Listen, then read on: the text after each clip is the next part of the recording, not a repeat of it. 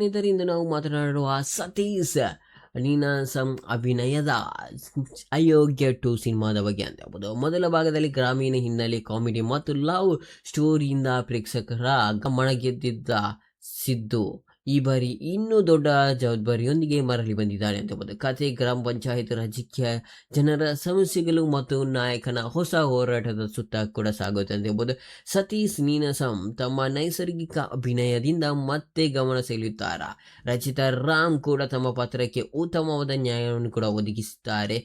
ಇವರಿಬ್ಬರ ಕೆಮಿಸ್ಟ್ರಿ ಸಿನಿಮಾದ ಪ್ರಮುಖ ಪ್ಲಸ್ ಪಾಯಿಂಟ್ ಆಗಿದೆ ಅಂತ ಹೇಳ್ಬೋದು. ಜೊತೆ ರವಿಶಂಕರ್, ಸಾಧು ಕೋಗಿಲ ಸೇರಿದಂತೆ ಪೋಷಕ ಕಲಾವಿದರ ಅಭಿನಯ ಕೂಡ ಮನೋರಂಜನೆ ಕೂಡ ನೀಡುತ್ತದೆ.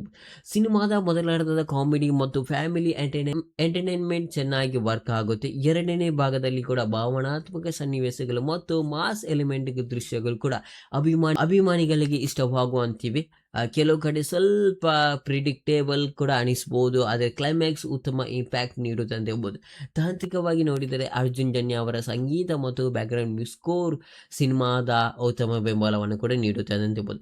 ಕೆಮಕ್ ಮತ್ತು ಗ್ರಾಮೀಣ ಲೊಕೇಶನ್ ದೃಶ್ಯಗಳು ಕೂಡ ಚೆನ್ನಾಗಿ ಮೂಡಿಬಂದಿದೆ ಅಂತ ಹೇಳ್ಬೋದು. ಒಟ್ಟಾರೆಯಾಗಿ ಹೇಳುವುದಾದರೆ ಫ್ಯಾಮಿಲಿ ಎಂಟರ್ಟೈನ್ಮೆಂಟ್, ಕಾಮಿಡಿ ಮತ್ತು